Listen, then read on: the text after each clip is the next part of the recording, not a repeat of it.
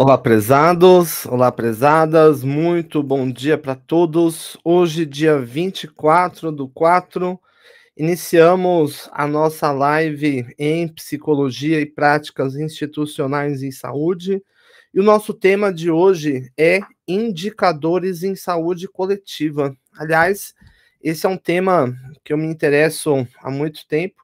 Dentre as minhas áreas de especialização, eu sou especialista em saúde coletiva e também em doenças globais. E os indicadores, na verdade, eles nos mostram direções, eles nos apontam caminhos.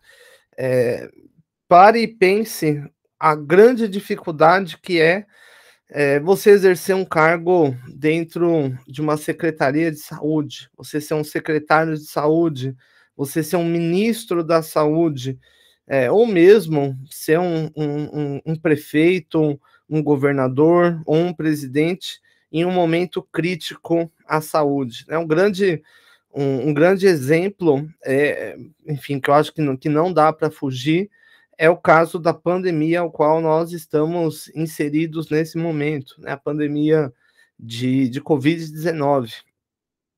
E no Brasil, em específico, houve, uma série de dificuldades para se estabelecer indicadores em saúde. Acho que o primeiro a grande dificuldade que permanece até os dias atuais é você estabelecer uma matriz de risco, e o único, ao que parece, Nelson Teich, que foi o primeiro-ministro da saúde que tivemos na pandemia de Covid, né, lembrando que ela se inicia em 11 de março de 2020, né, depois que Tedros Adhanom, e a OMS, né, de maneira geral, anunciam, né, a pandemia de Covid. Eh, um mês depois, nós perdemos um ministro da saúde. É normal, né, enfim, né, nesse tipo de cargo, né, a partir do momento que não haja eficiência, talvez nós venhamos buscar uma outra solução, né. Mas o nosso caso acabou sendo muito crítico, né, o segundo ministro, Nelson Teich, entrou com uma missão muito clara, né, desenvolver um indicador, uma métrica para direcionar as ações dos gestores locais em saúde. No Brasil, como a gente sabe, a gestão em saúde ela é concorrente, ela é tripartite, ou seja, ela é feita pelo governo federal, pelo governo estadual e pelos governos municipais. E a grande dificuldade era estabelecer um indicador comum para os gestores tomarem decisões. Então, por exemplo, em que momento um prefeito ou um governador deveria, tornar mais rígida as medidas de combate à Covid-19 em seu estado ou seu município. E aqui a gente pode falar, por exemplo, de restrição de comércio, lockdown, é uma prática que até o presente ainda não ocorreu no Brasil, mas muito comum em outros países, foi extremamente necessário, né. Possivelmente, se nós tivéssemos adotado uma prática nesse sentido, não chegaríamos ao montante de 700.000 mortes, né, como vemos no presente.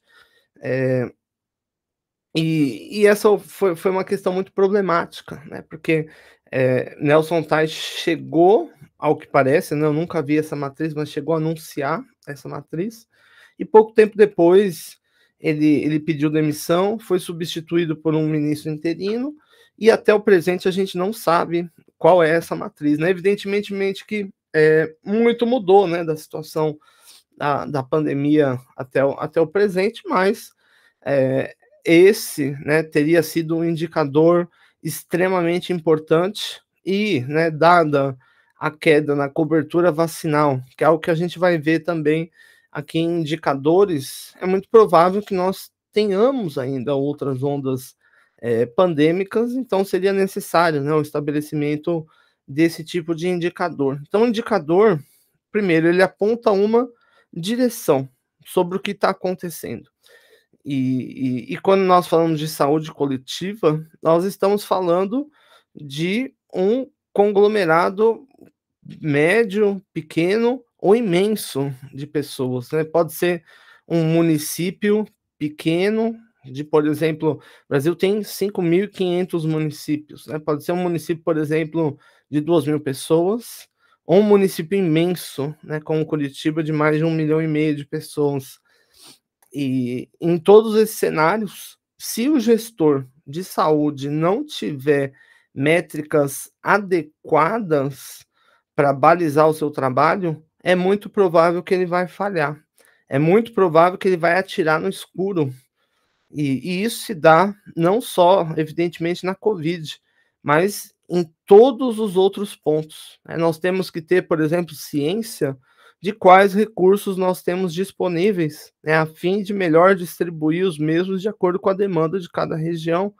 Nós temos que ter ciência, por exemplo, ao longo no tempo, das tendências epidemiológicas, como, por exemplo, de doenças sazonais, né, como gripe, resfriado, em que momento elas aparecem, né? E a partir disso, né, quais são os esforços que devem ser tomados, né? Hoje, no dia 24, ontem, aliás, no dia 23, passou uma matéria muito interessante no Fantástico, muito bem feita, sobre gastos relacionados à pandemia de Covid-19 no estado do Maranhão, né? Como a gente sabe, um dos estados, infelizmente, mais pobres do nosso país.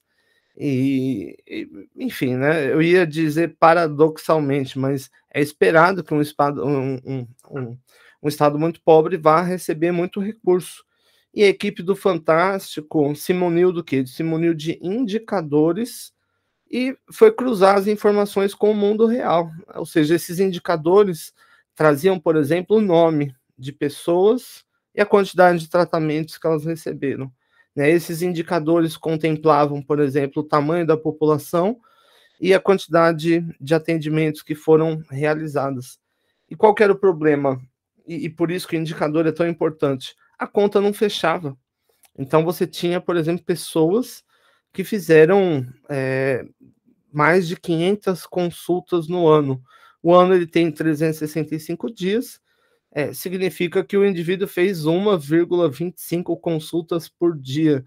Eh, Isso é possível, mas é extremamente improvável, né, principalmente em municípios pequenos, aonde os serviços de saúde nem funcionam, né, alguns dias da semana. Um outro ponto, que me chamou muito a atenção foi, por exemplo, a exames de HIV feitos, né, em uma grande quantidade, feitas num período muito pequeno, e contemplaria aqui quase que um terço da população. E na verdade, quando foram a campo, não encontraram uma única pessoa sequer, né, que havia feito, esses exames. É claro que se trata, né, de uma matéria jornalística, investigativa, né, não é aqui uma condenação nem nada nesse sentido, mas, né, através de números, essa matéria jornalística conseguiu chegar a uma realidade extremamente objetiva, que é um possível indício de fraudes, né. Um outro exemplo que me chamou muito a atenção foi um município que tinha 2 fisioterapeutas e, ao total, cada fisioterapeuta, enfim, nas contas, né, no que foram lançados, realizava quase 300 atendimentos ao dia. Prezados, né, que estão me assistindo, né, nesse momento, enfim, né, claro que cada um está estudando uma área diferente, né, dentro da saúde, mas um atendimento em fisioterapia, ele dura no mínimo, jogando muito por baixo, 30 minutos. É menos do que isso, seria muito difícil. E o dia, ele tem 24 horas, né, mesmo que a pessoa atendesse, não dormisse, né, o que é extremamente improvável e ilegal, né, frente à nossa lei, mesmo que ele, se mantivesse ativo nessas 24 horas, ele conseguiria realizar apenas 48 atendimentos, né, nunca 200 atendimentos, né. Um outro exemplo que me chamou muito a atenção foi pessoas que já vieram a óbito e, depois do óbito, constavam, né, nos documentos públicos como beneficiários de atendimentos pós-Covid, né. Nós sabemos que a Covid-19 ela traz uma série de possíveis sequelas, e as pessoas precisam fazer, evidentemente, que tratamento, né, posterior à Covid, né, como por exemplo, a fisioterapia pulmonar, né, muito importante para o indivíduo, readquirir a capacidade respiratória, né. E a pergunta que fica, né, como um indivíduo já falecido, conseguiu realizar atendimento anti-Covid, né. Anti-Covid não, pós-Covid. Enfim, né, brincadeiras à parte, né, o mundo, isso só seria possível no mundo de Walking Dead, né, onde os mortos voltam à vida, né, e ao que parece, essa não é a realidade aqui no Brasil, né. Eu trouxe essa história, evidentemente, que para ilustrar o potencial e a importância dos indicadores, né. Sem indicadores, né, sem números, sem, indícios, jamais seria possível, para uma matéria jornalística, para o Ministério Público, para um gestor de saúde, aferir um tipo de fraude nessa envergadura, né. Claro que, a o papel dos indicadores não é apenas aferir fraudes, né, ao contrário, vai muito além disso. O papel dos indicadores é, sobretudo, munir os gestores de informações, a fim de que eles possam se antecipar ao problema, né, antecipar ao problema, né, como, por exemplo, as curvas epidemiológicas da Covid-19. Como nós vamos ver no nosso slide, elas tinham um padrão mais ou menos definido. Então, era muito claro quando que ela ia começar.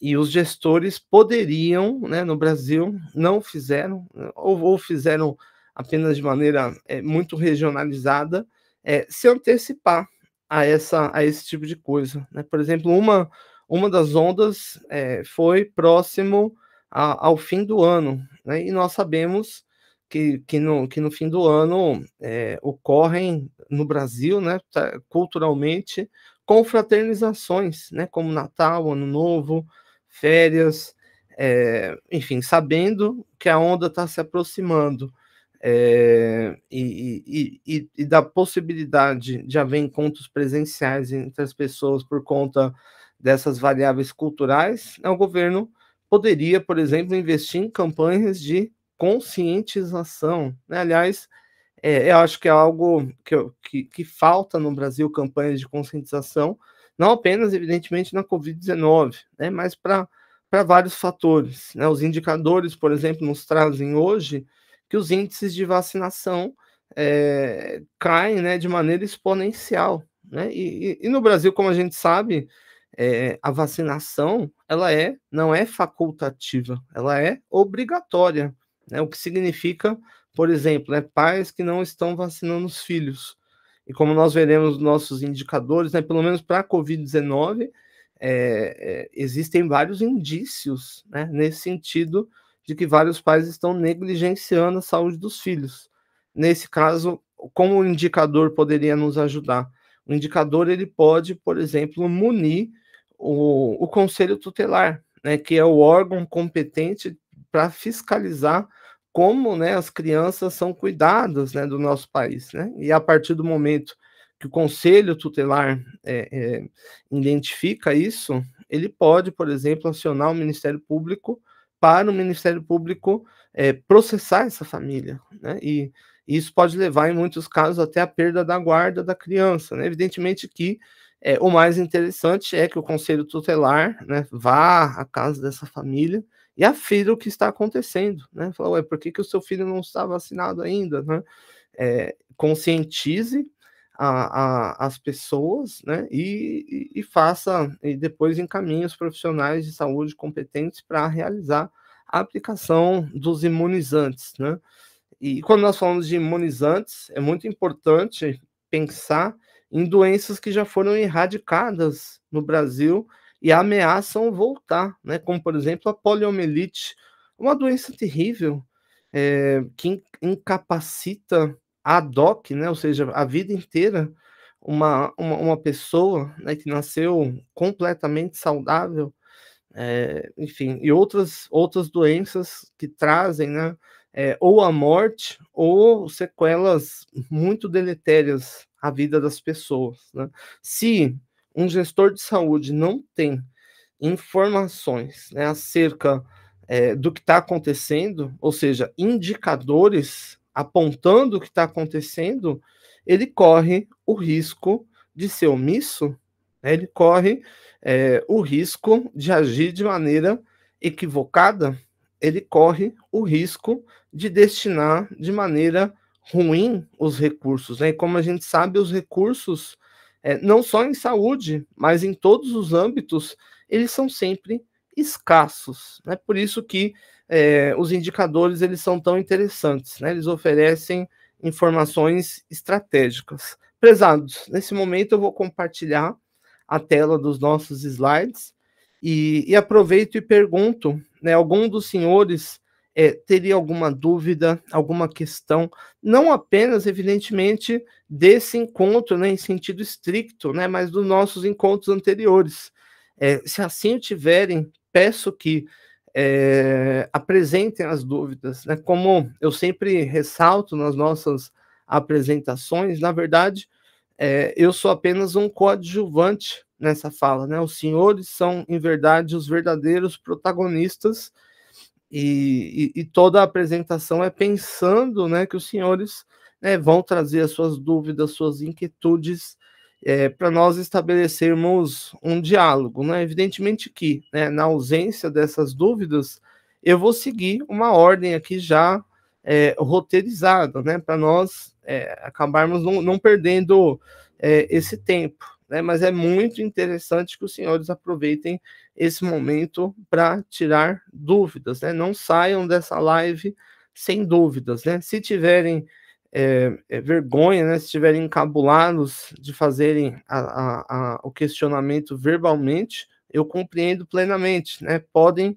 escrever aqui no nosso chat, podem mandar em privado para mim também, se não quiserem aparecer, e eu sano a dúvida, né. Mas, reitero, né, podem me interpelar em qualquer momento da apresentação, não precisa nem levantar a mãozinha, ou manda mensagem aqui no nosso chat, ou já abre o microfone e manda ver, né. Vamos conversar, gente, como diria, né, o sábio Aristóteles, né, quase, 3 milênios atrás, é da discussão, né, que emerge a luz.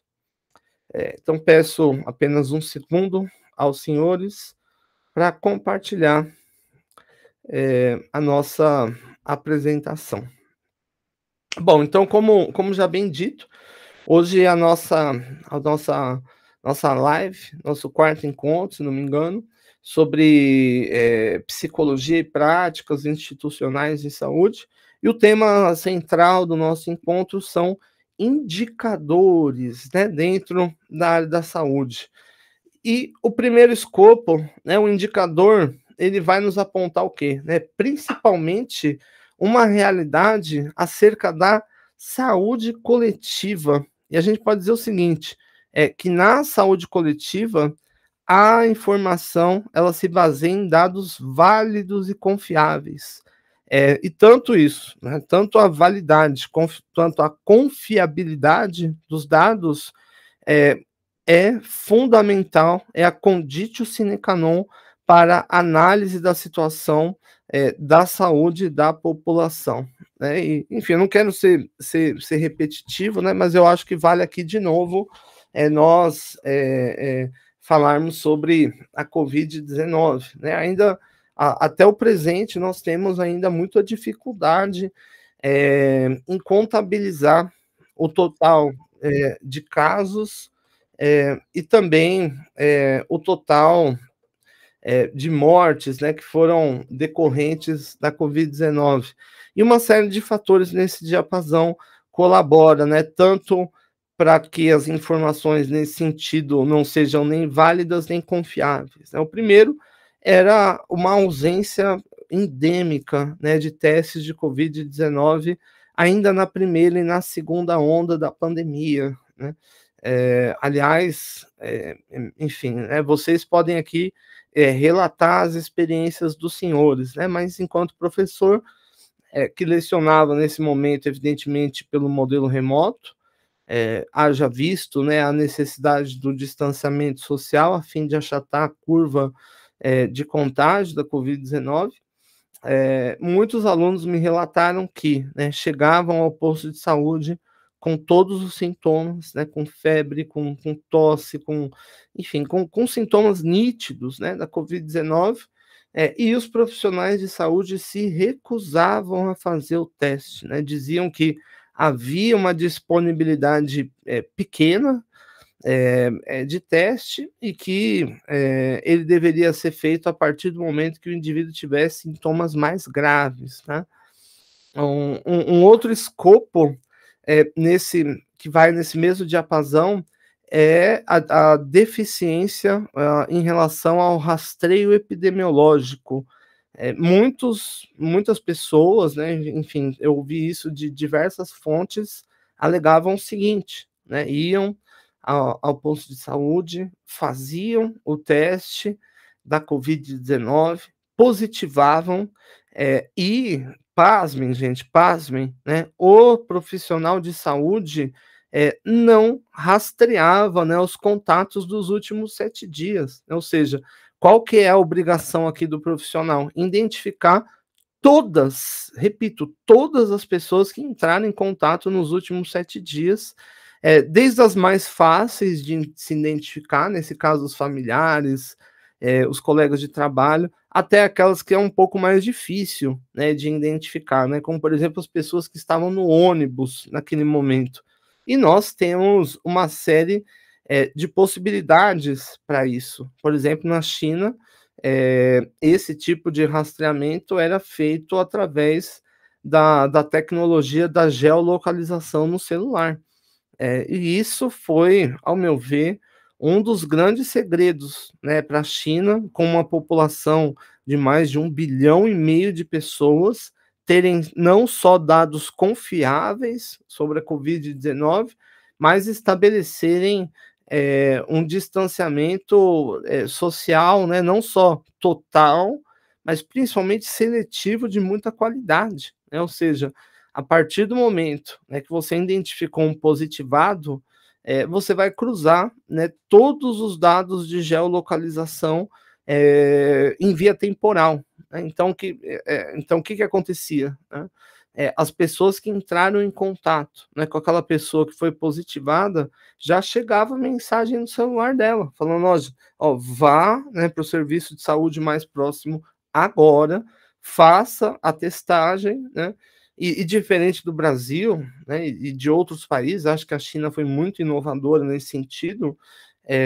todas as pessoas eram colocadas em quarentena, né, e a quarentena não era na casa da pessoa, né, onde você não consegue vigiar o que ela está fazendo, não, a quarentena era num estabelecimento construído pelo governo para essa finalidade, né, e isso foi muito inteligente, né. No Brasil, em contraste, né, eu falo Brasil, mas vários outros países, estiveram também numa condição ruim, né, alguns países, inclusive o próprio governo, conspirava contra as medidas de combate ao novo coronavírus, né, como por exemplo, no Uzbequistão, onde você não poderia nem falar a palavra Covid-19, na Bielorrússia, na Nicarágua, então, nesse sentido, né, o que que aconteceu no Brasil, né? Durante muito tempo, os profissionais de saúde foram negligentes, tanto na testagem, né, a pessoa chegava ali com um sintoma, não era testado, e também no rastreio epidemiológico, né? Eu nem estou falando desse rastreio avançado, né, da geolocalização, mas um rastreio simples, né? Por exemplo, a partir do momento que eu identifiquei um indivíduo, todos, né, que residem na mesma casa do indivíduo e no trabalho do indivíduo deveriam ser ad hoc testados, né? Isso é tão claro para mim quanto o cristal, né, quanto o dia, né, e assim não foram, né? Eu mesmo, contraí a Covid-19, infelizmente, já estava vacinado com 2 doses, mas ainda assim, peguei de uma maneira muito severa, E questionei, né, um profissional de saúde, né, falei: "Ué, mas não vai testar as outras pessoas na minha casa, né, eu tenho uma criança lá, né". E a resposta que eu ouvi é: "Não, se você, se eles tiverem sintomas, aí sim, né, se não tiverem sintomas, não". Qual que é o grande problema disso? Dados, né. Isso acabou levando a uma grande subnotificação, né, tanto de casos, imaginem, né, quantos Tiagos, né, não passaram pela mesma situação que eu, né, e com casas e trabalhos com mais pessoas, né, do que eu. Como também de mortes, né, se o indivíduo ele não tinha o diagnóstico de Covid-19 e veio a falecer por exemplo, insuficiência respiratória, insuficiência cardíaca, no laudo de morte dele não vinha a Covid-19 como causa, né. Então, possivelmente, hoje a gente faz conta, né, para saber, qual é o tamanho de fato da população que foi de fato atingida, e isso é muito importante, né, para nós desenvolvermos, por exemplo, medidas, para o pós-Covid, né. Essas pessoas precisam de tratamento e a gente precisa de um número exato para não acontecer como no Maranhão, quer dizer, não estou dizendo que aconteceu, mas os indícios são muito fortes nesse sentido, aonde houve fraude deliberada, ou seja, mais gente fazendo tratamento pós-Covid do que pessoas que tiveram Covid ou mesmo do que o volume total da população, ok? Então, em saúde coletiva, esses dados, né, tanto a validade quanto a confiabilidade dos dados são a conditio sine qua non, para qualquer gestor, né, tomar as suas decisões, né, tomar, os seus direcionamentos, né, da maneira mais adequada possível. E um indicador de saúde, ele vai ser uma medida que vai sintetizar, ou seja, ele vai resumir, né, de maneira funcional as informações sobre as características da situação de saúde, quem que é aquela população, né, qual que é a doença mais prevalecente naquela situação, naquela região, vamos supor que seja uma região pobre, onde haja um grande número de mortalidade infantil, em razão, por exemplo, da desnutrição, né, um indicador, ele vai sinalizar exatamente isso, e o gestor de saúde pode, nessa situação, né, tomar uma medida, né. O indicador ele vai apontar também a efetividade do sistema de saúde. O sistema de saúde ele está dando conta, ele está sobrecarregado. No caso da Covid, por exemplo, esse tipo de informação foi fundamental para que os municípios e, governos, e deveria ter sido também ao governo federal, eu acho que acabou não sendo, para tomada de decisão, né, como por exemplo, em que momento deve se estabelecer um lockdown, né, em que momento deve se estabelecer restrições de viagem, né, em que momento o uso de máscaras, as campanhas publicitárias devem ser reforçadas, né, em que momento, né, as medidas, relacionadas à vacinação devem ser postas em prática, né, considerando que a vacinação não só de Covid, né, mas todas as outras que constam no Plano Nacional de Imunização, no PNI, são são obrigatórias, né. Evidentemente que, né, de acordo aqui com o entendimento do Supremo Tribunal Federal, não pode haver medida coercitiva, né, por exemplo, uma condução coercitiva para o indivíduo tomar vacina, né, mas podem, né, e deveriam ter medidas, indiretas, né, então o indivíduo perder, por exemplo, a aposentadoria, o benefício do Bolsa Família, né, ou mesmo ter a conta do banco bloqueada, ou não poder, como no caso de Curitiba, por exemplo, onde o cartão o ônibus ele já é praticamente todo digital, né, você não tem mais acesso ao sistema público de transporte, né, o que é muito importante, né. Imagine uma pessoa não vacinada, né, não só contra a Covid, mas contra outras coisas, andando, né, no sistema público de transporte. O grande risco que ele representa para a saúde coletiva, né. Eu confesso que eu não sei, como que os gestores estão fazendo, né, mas eu acho que muitos talvez estejam negligenciando a sua responsabilidade de aplicar esse tipo de medida.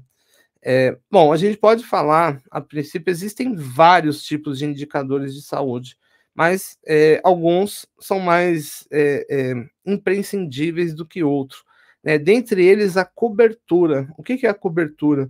Número de serviços prestados na área da saúde por habitante em uma região, por exemplo, número de internações hospitalares.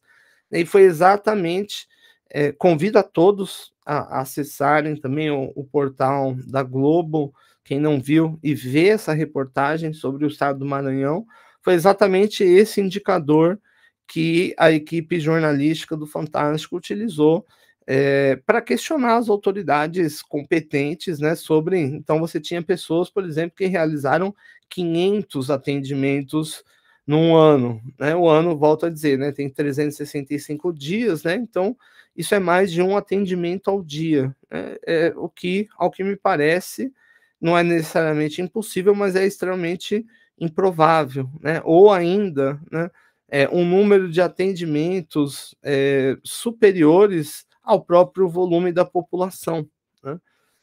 Isso também, né, é uma grande incoerência, né. Um outro tipo de indicador muito importante é o indicador demográfico, que vai apresentar as características de uma população, como também a sua evolução, né. E um exemplo muito interessante é a taxa de natalidade, do crescimento populacional. Então você consegue aferir: "Ah, a população está crescendo",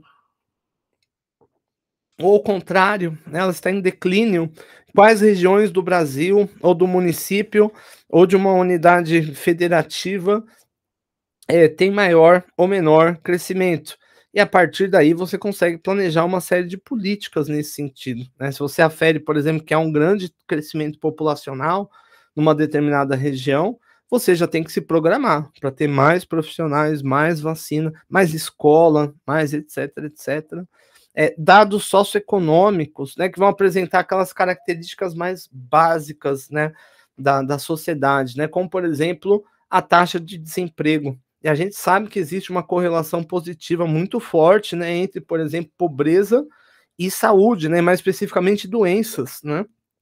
Esse é um dado fundamental também para o gestor de saúde, se apoiar. A mortalidade, por exemplo, né, ela vai apontar os riscos de morte, né, em razão de uma determinada causa, como por exemplo, a mortalidade materna.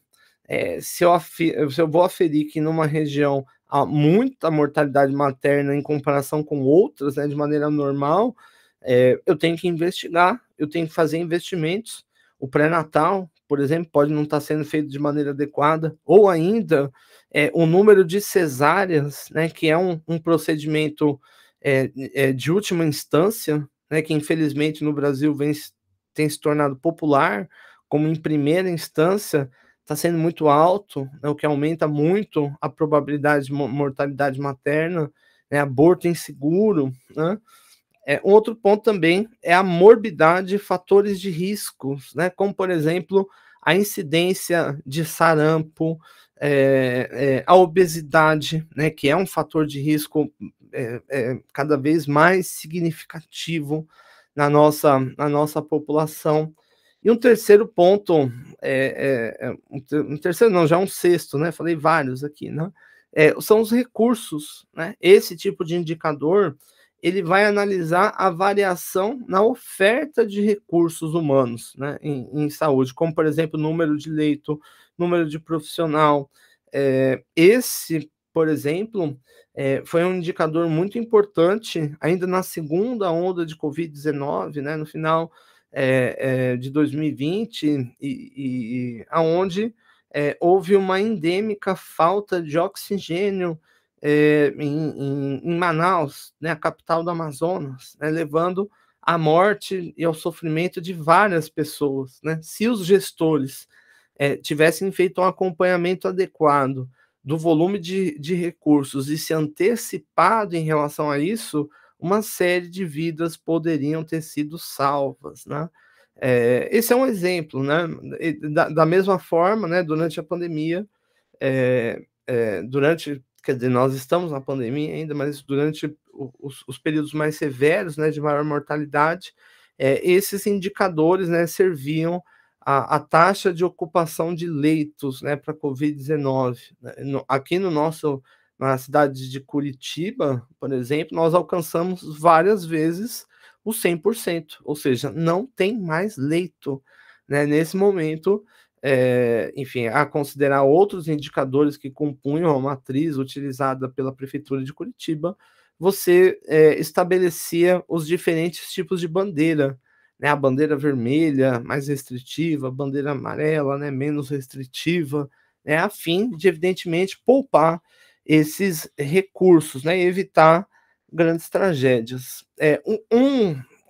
Quando nós falamos de indicadores, né, um dos primeiros pontos a se considerar é a confiabilidade, né, ou seja, o quanto, os dados que estão ali são fidedignos e o quanto eu consigo reproduzir eles, né, ou seja, né, vamos supor que a prefeitura de Mata Roma, lá no Maranhão, fez lá o seu balanço, né, de recursos, etc, etc.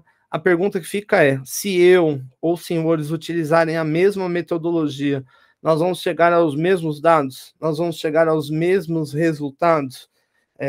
A confiabilidade guarda uma relação, com um e outro, ou seja, o dado ele só é confiável se ele é fidedigno ao que aconteceu, e também se você consegue reproduzir. É o mesmo critério da ciência, né, de maneira geral, né, quando os senhores aqui apresentarem, por exemplo, o TCC, e lá tiver se apresentar a sua metodologia, os seus dados, ele só vai ser válido de fato se um outro pesquisador conseguir ter acesso a essas informações, e chegar ao mesmo resultado. Conseguem compreender? Bom, prezados, se tiverem alguma dúvida, alguma questão, por favor, não se sintam também, encabulados, né, podem fazer aqui os questionamentos a qualquer momento. Um segundo ponto é a cobertura, né, esse critério ele vai apresentar o quão representativo é um indicador, né, ou seja, é um item relevante, por quê? Porque quanto maior a representatividade, mais apropriado é considerado esse indicador, ou seja, ele é um retrato fidedigno da realidade, ele está representando a população total, ou ele está representando apenas é o que nós chamamos, por exemplo, de amostra de conveniência, né, que é aquele grupo mais próximo, né? Quanto mais representativo, aliás, o que faz ele ser representativo, né, o tamanho da cobertura, né, ao qual ele se debruça. Terceiro ponto, a validade. Esse critério ele vai indicar o quão apropriada é a escolha do indicador. Ou seja, vamos supor aqui você é gestor, né? Tem vários indicadores que você pode adotar, né? E um geralmente se dá em revelia de outro, né? Então, qual que é o mais indicado, né? E aqui, o mais indicado, né, ele vai ser definido pela capacidade de demarcar uma condição, como a Covid-19, a varíola, a rubéola, o HN1, o SARS, o MERS, o HIV, a dengue, né, nós estamos enfrentando um surto muito significativo, né, dessa condição, enfermidade, ou mesmo um evento, né, que é objeto de estudo.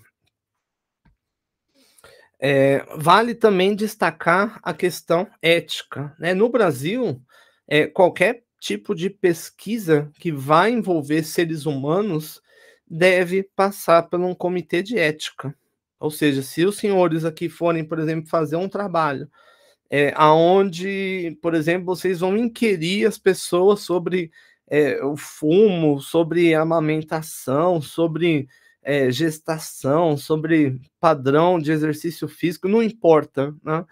A partir do momento que você vai utilizar seres humanos em suas pesquisas, essa pesquisa deve passar por um comitê de ética, né? Nós temos a Plataforma Brasil, o trabalho é ali cadastrado pelo seu orientador, com uma série de dados que são ali demandados, e o comitê de ética vai avaliar, né, se esse estudo, né, atende aos critérios éticos, se ele preserva a dignidade da pessoa humana, se ele traz ou não algum tipo de prejuízo aos indivíduos, se vai ou não expor os dados dos sujeitos, e a partir daí, né, o trabalho ele pode ser aprovado, né, o que diz que o pesquisador pode dar continuidade às suas pesquisas, ou ele deve ser reformulado, né, a fim de atender aos preceitos éticos, né? E como nós bem sabemos, né, hoje existe uma grande preocupação com os dados das pessoas, né? Afinal, tudo é dado, né? Tudo são dados, né? Nós somos um CPF, um RG, uma conta de e-mail, uma conta nas redes sociais, todos esses dados valem muito, na verdade.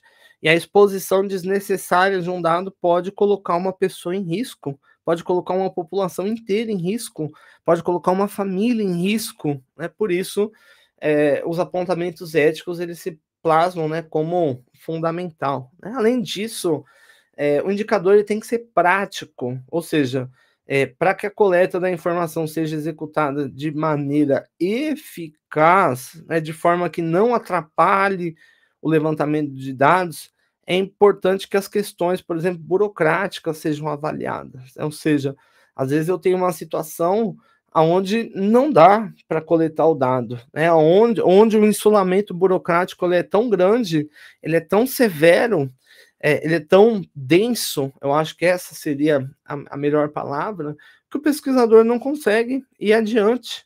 Né? Dou novamente aqui um exemplo aos senhores. Né? Vamos supor que vão fazer o TCC, né? E o objetivo é avaliar, né, fazer um indicador para avaliar algo em uma secretaria de saúde de um município do Paraná. E a pessoa fala, não, tudo bem, você pode fazer aqui, mas o trabalho tem que passar pelo comitê de ética, e tem essa lista aqui, ó, de 30 documentos que você tem que me trazer, e depois que você me apresentar tudo isso, nós temos 6 meses para avaliar se vai ou não dar. 6 meses para avaliar, já deu tempo já de execução do TCC, você já perdeu, e, entende? É meio que por aí, né? Evidentemente que eu trouxe esse exemplo do TCC, né? Mas cabe para qualquer outra situação. Prezados, eu trouxe alguns exemplos de indicadores apresentados na prática. Né? Esse, por exemplo, é um indicador relacionado à Covid-19 apresentado pelo CONAS. Né? Então, o que a gente consegue ver aqui? Né? Primeiro, eu vou mostrar aqui a quantidade de casos e de óbitos por Covid-19 por cada ano da pandemia. Então, em 2020, por exemplo, evidentemente que a gente tem que considerar, como eu já disse, a subnotificação, etc, etc. Mas, mesmo nesse cenário, a gente tem algum dado aqui, né? Em 2020, infelizmente, aconteceram quase 8 milhões de casos, o que levou a 195 mil óbitos. Já no ano de 2021, a pandemia teve o dobro da severidade. Né? Por quê? Porque ao invés de 7 milhões, foram 14 milhões e meio de casos e mais de 400 mil mortes, né? Mais do que o dobro de casos e mais do que o dobro de óbitos. Em 2022, olha que interessante, nós tivemos também 14 milhões de casos, infelizmente, mas a mortalidade, a quantidade de óbitos, apesar de ser ainda muito alta, foi proporcionalmente 5 vezes menor, foi 74 mil. E você pode me perguntar, por que, professor? A resposta é a vacinação. Né? A vacinação já tinha andado, enfim, de maneira suficiente, né, a fim de tornar menos letal a pandemia. Agora, em 2023, infelizmente, já tivemos 1 milhão de casos e 7 mil mortes. O total foram 37 milhões de casos e 701 mil mortes. A gente pode olhar essa mesma coisa pela incidência, mortalidade e letalidade. Então, a incidência é em cada 100 mil habitantes, né? Perceba, 2021 e 2022, a incidência foi o dobro de 2020. Mas olha lá a taxa de letalidade como foi caindo. Né? Em 2020 era 2,5, em 2021, que foi o ano mais mortal, 2,9, e depois foi para 0,5. Né? Ou seja, para cada 6 mil pessoas que pegam a Covid, 36 morrem. Né? No ano anterior, para cada 7.201 morriam. Né? E a letalidade, ao que parece, subiu um pouco, né, de 0,5 para 0,7. Acredito eu que isso seja em razão da queda da cobertura vacinal. Aqui um outro exemplo nós temos aqui um gráfico para aferir as ondas epidemiológicas. Então, em cima, nós temos a incidência de casos informados, embaixo a quantidade de óbitos. Né? Se a gente for pela quantidade de óbitos, a gente consegue ver 3 ondas claras, né? Uma de 2000, no começo de 2020, a 40 semanas depois uma segunda onda, depois uma terceira onda em 2022, uma quarta onda ainda em 2022, e uma quinta onda nós estamos enfrentando agora. Fica mais expressivo ainda quando nós olhamos para a quantidade de casos, né? Primeira onda, segunda onda, terceira onda, quarta onda e quinta onda. A grande diferença é que as ondas elas foram se tornando cada vez menos mortais, né? Menos letais, né? Em razão da cobertura vacinal. Nesse gráfico aqui nós temos a quantidade de casos, muito maior, como os senhores podem ver, em São Paulo, na região sul, da mesma forma também que de óbitos, né? Agora, a incidência, aí você considera o volume, né, não só o total, mas proporcional. Né? Veja, não é mais São Paulo, né? Apesar dos estados do sul serem bem altos, né? Você consegue ver ali, por exemplo, o Espírito Santo, você consegue ver o Acre lá em cima, e a mortalidade, né, sobretudo na região centro-oeste, né? Bem interessante esse tipo de informação. Aqui é um dado do portal G1 sobre a cobertura vacinal.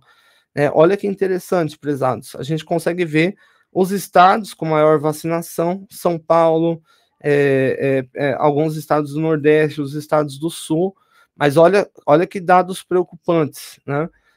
Apesar, né, da promessa do governo de que 100% da população seria vacinada, né, em razão, inclusive, da obrigatoriedade estabelecida ainda em fevereiro de 2020, quando nem se tinha a vacina, até o presente, só 85% da população tomou a primeira dose, ou seja, ainda tem 40 milhões de pessoas em a ver com isso, o governo tem que ir atrás dessas pessoas, por isso que o indicador é tão importante. E o pior, segunda dose já cai bastante, né? Cai para 80%. Terceira dose, né? Ainda menos. Né? E se a gente considera a população a partir dos 3 anos, ali é só dos 18, já cai mais ainda. Né? O que indica o quê? Que a vacinação de criança talvez esteja sendo a mais negligenciada de todas. Né? Se a gente considerar só a dose de reforço, menos 50% da população tomou, já tinha que estar em 100% esse dado. Enfim, isso é extremamente preocupante. Esse é o próprio painel do Ministério da Saúde da Covid-19. E esse painel, ele está tendo, né, até o presente, problemas de atualização. A atualização teria que ser diária, né? E hoje, no dia 24, quando eu montei esse slide, veja lá, foi atualizado no dia 4, ou seja, muito atrasado, faz 20 dias que não atualiza. Esse problema nós vimos, né, no auge da pandemia e continuamos vendo até agora. O Ministério da Saúde precisa trabalhar, nesse caso, para resolver isso. Mas ele traz a quantidade de casos acumulados, de mortes, né? Mais de 700 mil, ali 317, que seria o total de casos novos, são as mortes, né, por dia, e a letalidade atualmente gira em vírgula de 1,9. Ainda é uma letalidade alta, né, possivelmente em razão da alta, da queda, né, da cobertura vacinal, né, ou seja, 85% tomou a primeira, 80% tomou a segunda, a terceira, a quarta, né, e a quinta dose, um volume muito menor de pessoas. E isso ainda se torna mais crítico quando nós falamos de crianças. Aqui eu trago um indicador do governo do estado do Paraná, né, sobre a vacinação. Alguns dados são interessantes, né? Quando a gente olha, por exemplo, por cidade, aqui em Curitiba foram aplicadas, né, 3 milhões, né, de primeira dose, muito bom. Agora, a segunda dose foi metade, ou seja, a prefeitura ainda tem que ir atrás, né, desse quase mais de 1,5 milhão de pessoas que não tomou, né? E mais gente tomou a dose de reforço do que a segunda dose. Acredito que isso tem a ver também com a vacinação dose única, né, de Janssen, depois o indivíduo não tomou a segunda, já tomou a dose de reforço direto, e também pelo fato de muitas pessoas de outros municípios, né, da região metropolitana virem tomar a dose de reforço aqui na cidade, né, por trabalharem aqui, e você consegue ver que essa proporção triste se dá em outras cidades, né, Londrina, 1 milhão de pessoas tomou a primeira, e só 460 tomou a segunda, Maringá, 820 tomaram a primeira, e só 370 tomaram a segunda, né? Esses indicadores indicam o quê? Que os agentes de saúde, né, conselho tutelar, no caso de criança, precisam ir atrás dessas pessoas, né? Considerando que a vacinação de Covid-19 ela não é facultativa, ela é obrigatória. Prezados, chegamos assim ao término da nossa apresentação. Eu espero fortemente que tenham gostado do conteúdo, trouxeram um pouco as dúvidas nessa apresentação, e por mim não há problema, enfim, por isso que o roteiro acabou sendo um pouco mais breve, mas eu peço que para o próximo encontro, prezados, tragam as dúvidas, né? Lembre-se, né? Os senhores são os protagonistas nesse encontro. Um grande abraço a todos, uma excelente semana e até a próxima. Tchau, tchau.